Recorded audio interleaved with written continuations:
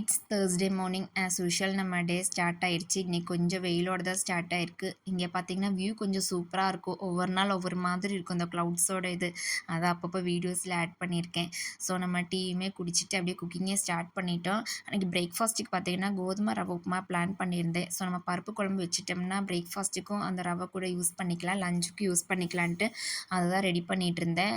லஞ்சுக்கு மட்டும் கூட கொஞ்சம் பொட்டேட்டோ ஃப்ரையும், ரசமும் வச்சோம்னா, அதுவுமே கம்ப்ளீட் ஆயிரும்ன்ட்டு அந்த வேலைய பார்த்துட்டு இருந்தேன். அதுக்கிடையில யோகி எழுந்துட்டான். அப்புறம் கொஞ்ச நேரம் அப்படியே அவன் கூட இருந்துட்டு, அப்புறம் நம்ம குக்கிங்க கன்டின்யூ பண்ண வந்துட்டோம். இன்னைக்கு பார்த்தீங்கன்னா, ஒரு புது கடாய் தான் இன்ட்ரோடியூஸ் பண்ண போறேன். இது ப்ரொமோஷன்ல ஒண்ணும் கிடையாது.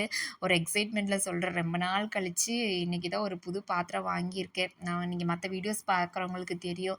ஒரு 2டே 2 பாத்திரம் தான் மாத்தி மாத்தி யூஸ் பண்ணிட்டுருப்பேன். சரி நம்ம தேவைப்படும்போது வாங்கிக்கலாம். 2 பேர் தானே இருக்கோம். வாங்கி வச்சு சும்மா டஸ்ட்டா தான் ஆகுன்ட்டு தான் வாங்காமயே அப்படியே பெண்டிங்லேயே இருந்துச்சு. சரி இப்போ இதெல்லாம் ஃப்ரை பண்ணுறதுக்கு கொஞ்சம் நல்லாயிருக்கும். நான்ஸ்டிக் பேஸ்டு கடாய்ன்னு இது இப்போ வாங்கினேன். ஃப்ளிப்கார்ட்டில் தான் ஆர்டர் பண்ணி வாங்கியிருந்தேன். நல்லா தான் இருந்துச்சு குவாலிட்டியுமே. அதுக்கப்புறம் கொஞ்சம் ஃபேன் கிளீனிங் வேலை இருந்துச்சு. அதை க்ளீன் பண்ணுறதுக்குள்ளே நான் மேலே சுத்த சுத்த ஃபேனும் சேர்ந்து சுத்த ஒரு வழியாக க்ளீன் பண்ணிவிட்டு பிரேக்ஃபாஸ்ட்டும் கம்ப்ளீட் பண்ணிட்டோம்.